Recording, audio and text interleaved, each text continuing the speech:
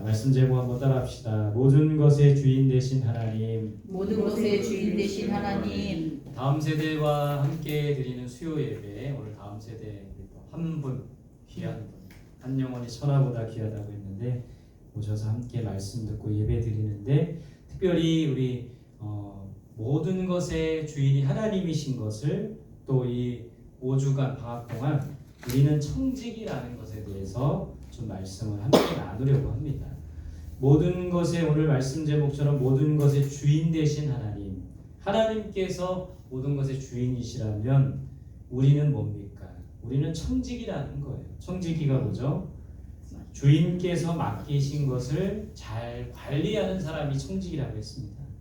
그러니까 하나님께서 이 모든 만물의 주인이시고, 우리 삶에, 또 우리 시간에, 우리 물질에, 우리의 모든 재능과 모든 것의 주인이심을 인정하며 우리에게 맡겨주시는 것을 잘 관리해야 할 청지기로서의 삶을 살아야 되는 거예요. 모든 것이 하나님께서 주인이심을 인정할 때 하나님의 풍요로움이 우리의 풍요가 되는 겁니다. 하나님의 부유하심이 우리의 부유함이 되는 거예요. 그래서 우리가 이 몇 주간의 말씀을 통하여 주인 되신 하나님을 인정하고, 또한 우리가 청지기로서 어떻게 살아가야 되는지 말씀을 통해 깨닫는 귀한 시간이 되었으면 좋겠습니다. 첫 번째 거기 내용 보시면 하나님께서는 모든 만물의 주인이시라는 거예요. 거기 역대상 29장 11절 표준 세번역에 돼 있는 말씀을 한번 읽어보겠습니다. 그 유인물에 있는 걸 읽어보겠습니다. 시작.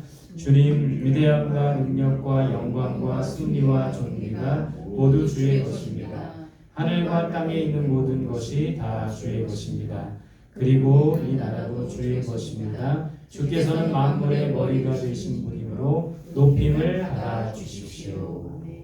자, 오늘 이 역대상 29장 11절을 세 부분으로 한번 좀 나눠봤어요. 첫 번째는 무엇이 주님의 것입니까?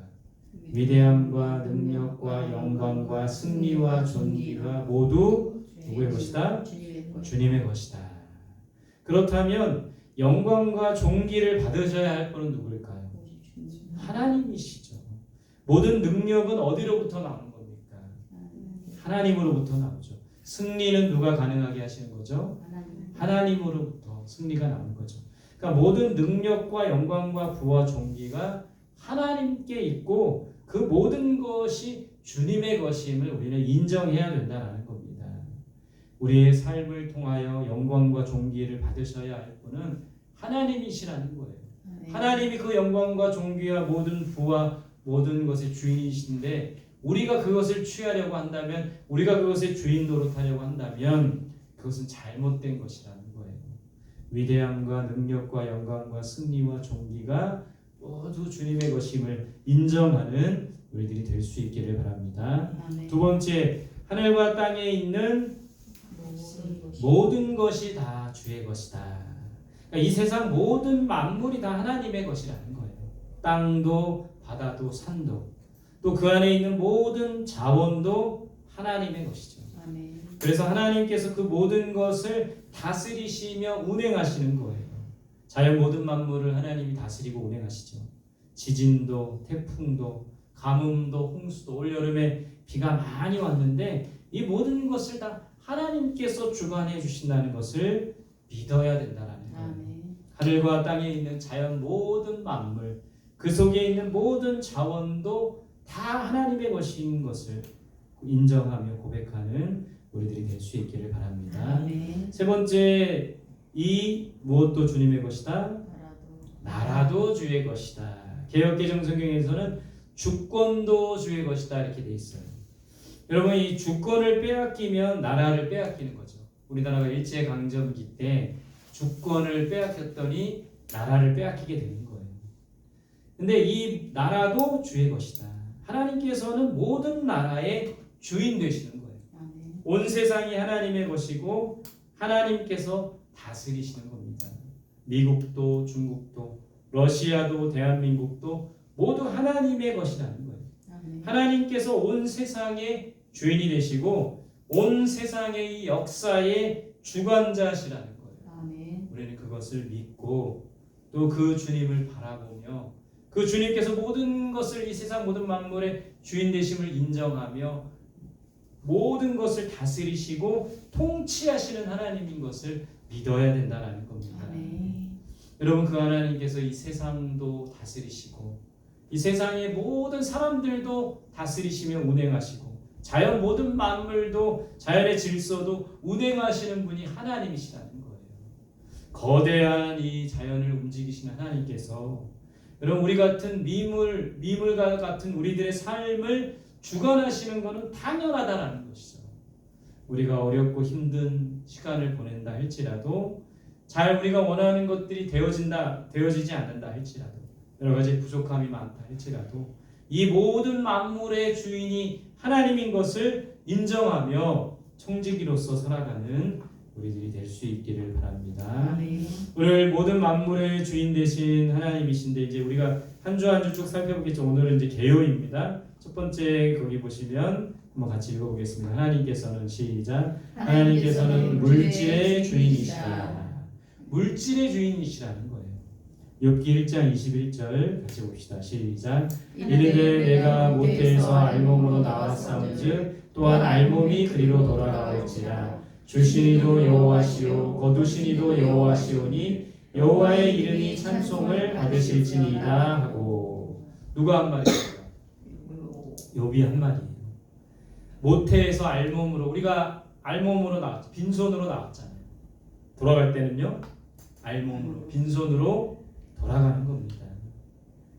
그 하나님께서 모든 것을 주시기도 하고 거두어 가시는 분도 하나님이시다. 특별히 물질의 주인이 하나님이시라는 거예요. 오늘 첫 번째 보시면 하나님께서 욥에게 뭘 주셨습니까? 가축을 주셨어요. 가축. 그때 당시에 가축은 재산이죠. 욥은 동방의 거부라고 불리는 사람이었습니다. 욥의 재산이 얼마나 됐을까요? 하나님께서 욥에게 허락하신 이 가축이 얼마나 됐을까요? 양이 몇 마리요? 욥기 1장에 보면 양이 7,000마리, 약대가 3,000마리, 소가 500결이라고 됐어요. 결이가 뭘까요? 소가 이제 이렇게 농사 지을 때 보면 두 마리를 묶어가지고 이렇게 농사를 짓잖아요. 그렇죠? 그걸 결이라고 합니다. 결이라는 건 두 마리예요. 소가 500결이면 몇 마리입니까? 1000마리. 암나기가 500. 엄청난 재산을 소유한 겁니다. 이 모든 것을 하나님께서 주신 거예요. 제가 한번 궁금해가지고 한번 환산해봤어요. 요즘 시세로 한번 환산을 해보니까 소 한 마리에 한 얼마나 할 것 같습니까? 비싼 건 비싸겠지만 평균 600에서 700만 원 정도 한대요. 그러면 소의 각 600, 700만 원에 1000을 곱하면 얼마입니까? 60억이더라고요. 60억. 네, 이렇게 계산이 나오십니까? 또 양이 한 마리에 얼마 정도 할까요? 양 제가 찾아보니까 120만 원에서 150만 원 한대요. 우리는 양고기를 많이 먹진 않지만 100만 원만 잡아도 7,000마리면 얼마입니까? 70억인 거예요. 70억.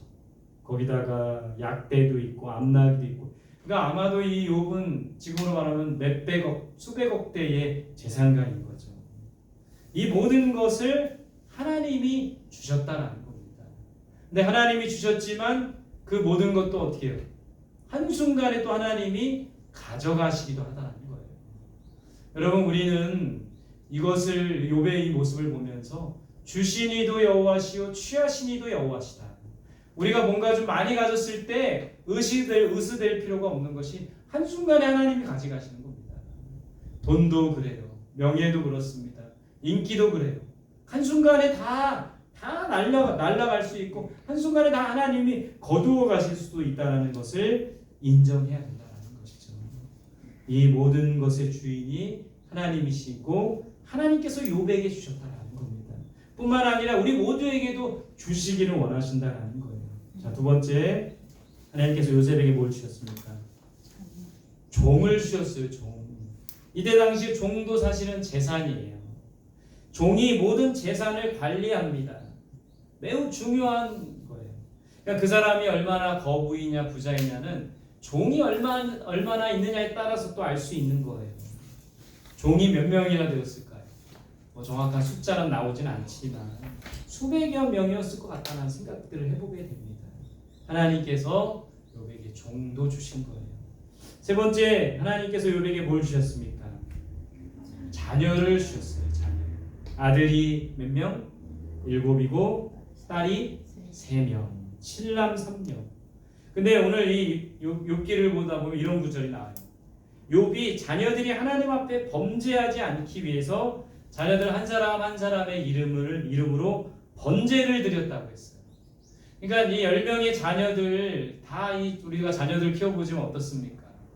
부모가 원하는 대로 부모가 우리 부모들은 믿음으로 잘 크게 원하지만 또 그렇지 않을 수도 있는 거죠. 10명의 자녀들. 근데 이 욥의 마음속에는 자녀들이 하나님 앞에 범죄하지 않고 올바른 길로 가길 원했던 그 마음이 있었던 거예요. 믿음으로 이 자녀들을 키우려고 했던, 그러니까 이 욥이 어마어마한 부자였지만 돈으로, 물질로, 재산으로 이 자녀를 키우려고 하기보다는 믿음으로 키우려고 했다라는 게 바로 우리가 본받아야 될 모습이라는 겁니다. 오늘 하나님께서 욥에게 자녀를 주셨다라는 거예요. 자, 네 번째 좀 의외예요. 하나님께서 욥에게 또 뭘 주셨습니까? 뭘 것 같으세요? 친구. 뭘 주셨습니까? 아내. 이 가축이나 종이나 자녀랑은 좀 다른 거예요. 좋은 게 아닐 수도 있습니다. 뭐라고요? 고난을 주셨다라는 거예요. 고난. 왜 하나님께서 이 고난을 주셨을까요? 많은 가축을 주시고 많은 종을 주시고 많은 자녀를 주셨는데 왜 고난을 함께 주신 걸까요? 이 모든 것이 하나님께로부터 왔다는 것을 욥이 알게 하기 위함이라는 겁니다. 또 욥을 겸손하게 하시기 위함이라는 거예요. 또 욥의 믿음을 성장시키기 위함이라는 거예요. 여러분, 이 욥이 고난을 다 끝나고 나서 욥기 42장 마지막 장에 보면 하나님께서 다시 회복시켜 주세요. 재산을 얼만큼? 2배나 회복시켜 주십니다. 종도 2배나 회복시켜요. 그런데 자녀들은 똑같이 주세요. 자녀들은 그러니까 재산이 아닌 거죠. 그러니까 우리에게 왜 고난을 주시나, 하나님께서 이 모든 것의 주인이심을 알게 하기 위해서 고난을 주신다라는 거예요. 하나님께서 주인이심을 믿게 하기 위해서 고난을 주신다라는 겁니다. 여러분, 반대로 한번 생각해 보세요.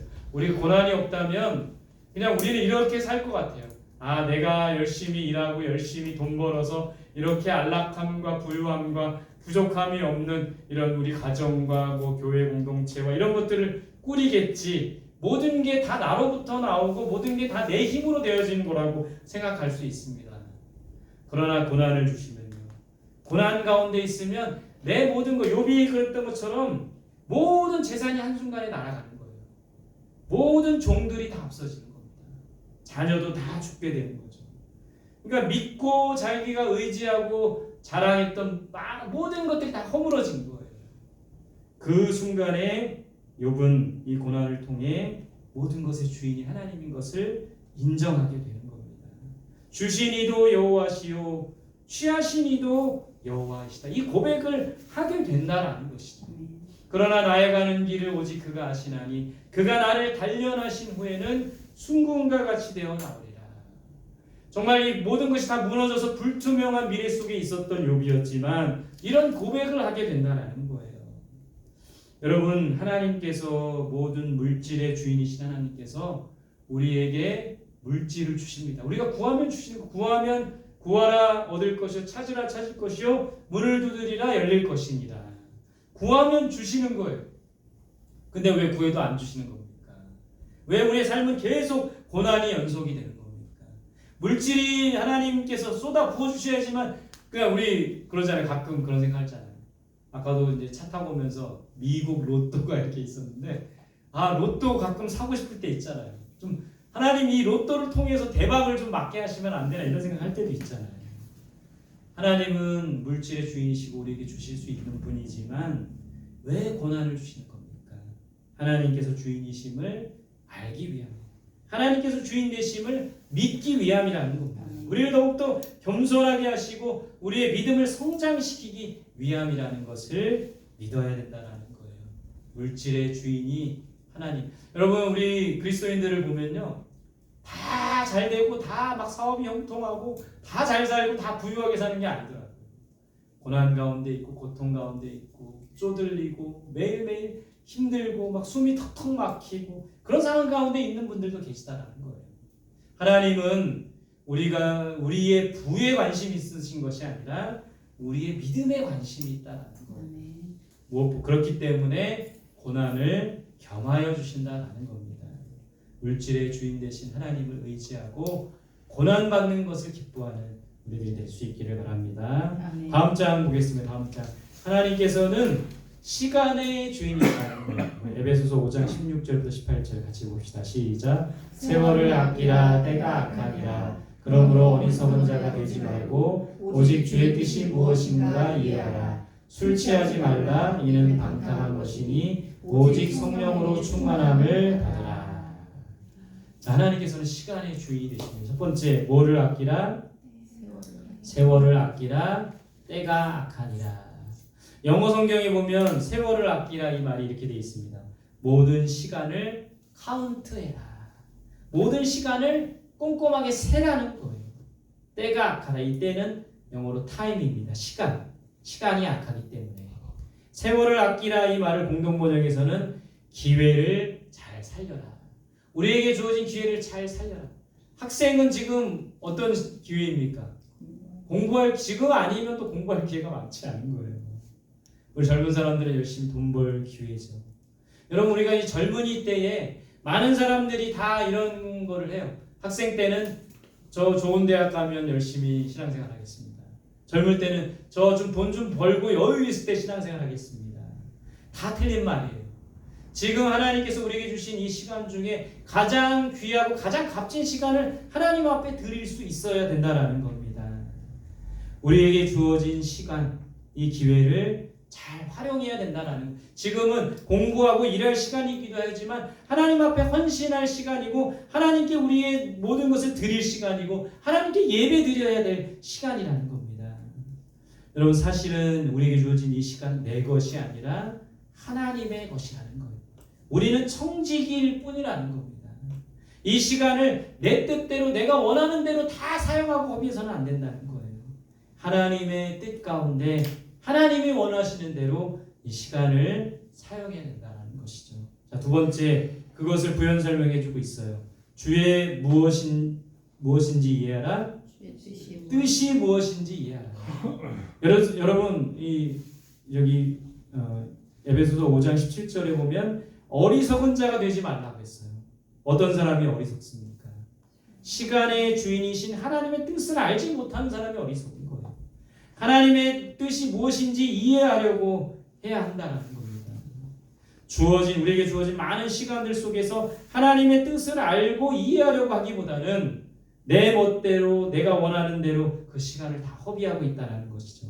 이것이 바로 어리석은 사람들의 모습, 시간을 허비하는 사람들의 모습이라는 겁니다. 오늘 바울이 권면하는 것처럼 주의 뜻이 무엇인지 이해하고 그 뜻을 이루어드리는 주님이 원하시는 그 시간을 온전히 사용하며 드려야 된다는 거예요. 그런 우리들이 될 수 있기를 바랍니다. 아멘. 자, 세 번째, 뭐하지 말고 성령으로 충만하라. 방탕하지 말고 술 취하지 말라. 방탕이 뭡니까? 주색에 빠져 행실이 추저분함 이렇게 돼 있어요. 그러니까 주어진 시간을 술과 여자와 도박과 게임과 오락에 빠져서 사는 것이 바로 방탕이라는 겁니다. 여러분, 주변에 그런 사람들 보지 않습니까? 혹시 또 우리가 그런 사람이 아닙니까? 우리에게 정말 주어진 많은 귀한 시간들을 술과 여자와 도박과 게임과 오락과 TV와 여러 가지 그냥 즐기고 그런 것들에 우리의 시간을 낭비하고 있다면 우리는 이 시간을, 우리의 인생을 방탕하는 모습이라는 거예요. 방탕하지 말고 성령으로 충만하라고 가르쳐주고 있어요. 술에 취하지 말고 무엇인가 취하지 말고 성령으로 오직 충만하라고 말씀하고 있어요. 성령으로 우리가 충만할 때 우리는 내 뜻대로가 아니라 하나님의 뜻대로 살아갈 수 있게 된다는 겁니다. 하나님께서 시간의 주인이심을 인정하며 세월을 아끼고 내가 원하는 대로가 아니라 하나님이 뜻하시는 대로 방탕하지 말고 성령의 충만함으로 하나님이 원하시는 그런 삶, 하나님께서 시간의 주인이심을 믿고 시간은 우리가 주인이 아니고 청직이라는 것을 믿고 그렇게 우리 시간을 하나님 앞에 온전히 드리는 우리들이 될 수 있기를 바랍니다. 마지막 하나님께서는 은사와 재능의 주인이시라고 했어요. 마태복음 25장 15절입니다. 시작. 각각 그 재능대로 한 사람에게는 금 5달란트를, 한 사람에게는 2달란트를, 한 사람에게는 1달란트를 주고 떠났더니. 달란트가 뭡니까? 한 덩어리. 원어에 보면 한 덩어리라고 돼 있어요. 이 달란트, 금 1달란트는 금 34kg이에요. 이 달란트는 또 천부적인 재능, 능력을 나타내는 말로 사용하기도 합니다. 또 이 달란트를 보통 재능이라고도 하잖아요. 첫 번째 보시면 각각 재능에 따라 달란트를 주신다는 거예요. 각 사람의 능력에 따라 주신다는 거예요. 어떤 사람에게는 5달란트를, 어떤 사람에게는 2달란트를, 어떤 사람에게는 1달란트를. 각자에게 주신 능력과 재능에 따라 이걸 주시기 때문에 우리가 비교할 필요가 없다라는 거예요. 열등감이나 우월감을 가질 필요도 없다라는 것이죠. 여러분, 1달란트 받은 사람이 왜 그 1달란트를 땅에 묻어두었습니까? 5달란트 받은 사람, 2달란트 받은 사람하고 비교하니까 그런 거예요. 열등감과 우월감을 가질 필요도 없어요. 더 많은 재능을 갖고 있는 사람들에 대해서 위축될 필요도 없고 비교할 필요도 없는 거예요. 각자에게 주신 하나님께서 주신 재능과 달란트가 있다라는 겁니다. 두 번째, 우리는 무엇에 충성해야 합니까? 작은 일에 충성해야 돼요. 작은 일. 각자에게 주어진 작은 일에 충성을 다하면 되는 겁니다. 큰 것만 바라보지 말고 남에게 주어진 것만 바라보지 말고 우리나라 속담에 남의 떡이 더 커 보인다고 하잖아요. 왜 저 사람에게는 저런 재능을 주셨는데 나에게는 주시지 않았나. 그렇게 생각하지 말고 우리 각자에게 주신 능력에 따라서 각자의 주신 재능에 따라서 나에게 주신 것에 충성을 다하면 되는 거예요. 하나님께서는 각자에게 주신 것에 대해서 더 얼마나 많이 남겼냐, 너 이거 내가 이만큼 줬는데 얼마나 많이 남겼냐 이걸 보는 것이 아니라 하나님께서 보시는 것은 작은 일에 우리가 충성하는 것을 보신다라는 겁니다. 우리가 남들보다 좀 지혜가 부족하고 남들보다 좀 암기력이 부족할 수도 있고 남들보다 가진 재능이 적다 할지라도 우리 각자에게 주신 일에 충성을 다하면 되는 거예요. 작은 일에 충성을 다하는 우리들이 될 수 있기를 바랍니다. 세 번째, 하나님께서 은사와 재능의 주인이신데 마지막에 뭘 합니까? 결산을 하신다는 거. 결산. 이게 바로 이 청지기들은 주인 대신 하나님께서 마지막에 결산하신다는 것을 꼭 기억해야 됩니다. 시간에 대해서도 우리에게 주신 물질에 대해서도 우리에게 주신 재능과 능력에 대해서도 마지막에 하나님이 결산하신다는 것을 기억해야 돼요. 5달란트 받은 사람은 몇 달란트를 남겼습니까? 5달란트를 더 남겨서 결국에 몇 달란트가 남은 거예요? 10달란트를. 2달란트 받은 사람은요? 2달란트를 더 남겼죠. 근데 1달란트 받은 사람은 어떻게 했습니까? 그 1달란트를 땅에 감추어 둔 거예요. 주인이 왔을 때 이제 결산한 겁니다. 5달란트 받은 사람은 10달란트를 남기고 2달란트 받은 사람은 4달란트를 남겼지만 1달란트 받은 사람은 그것을 땅에 감추어뒀다가 주인이 왔을 때 그것을 꺼내놓은 거예요. 그때 주인이 그 1달란트 받은 사람에게 뭐라고 합니까? 악하고 게으른 종아. 하나님께서는 그러니까 우리 청지기는요 뭔가 장사를 잘해가지고 이문을 많이 남기는 게 중요한 게 아니에요. 그냥 그 맡겨진 일에 충성을 다하는 것이 중요하다는 것이죠. 우리에게 주어진 시간을 묵혀두지 말고 오늘 이 1달란트 받은 사람처럼 우리에게 주어진 시간을 땅에 묻어두지 말고 우리에게 주어진 물질을 땅에 묻어두지 말고 그러면 그 물질을 땅에 묻어두지 않으려면 그렇다면 뭐 투자를 해야 되는 겁니까? 주식을 사야 되는 겁니까? 뭐 부동산에 투자를 하는 그런 말이 아니잖아요. 그런 것이 아니라 우리에게 주어진 물질을 우리는 어디다 쌓아둬야 되는 거예요? 땅에 묻어두는 게 아니라 하늘에 쌓아둬야 되는 거죠. 하나님이 원하시는 일에 이 물질을 사용해야 되는 거죠. 우리의 시간을 하나님이 원하시는 대로 사용해야 되는 거죠. 그것이 바로 작은 일에 충성하는 자들의 모습이라는 겁니다. 악하고 게으른 종아 반대는 뭡니까? 부지런하고 착하고 충성된 종아. 우리 착하고 충성된 종이 되어야 된다는 거예요. 우리에게 하나님께서 모든 만물의 주인이 되시고 특별히 물질의 주인이시며 시간의 주인이시고 은사와 재능의 주인이심을 믿고 이 모든 것에 충성을 다하는 작은 일에 충성을 다하는 착하고 충성된 종 될 수 있는 우리들이 되시기를 간절히 소망합니다. 함께 기도하겠습니다. 주신 말씀 붙들고 첫 번째는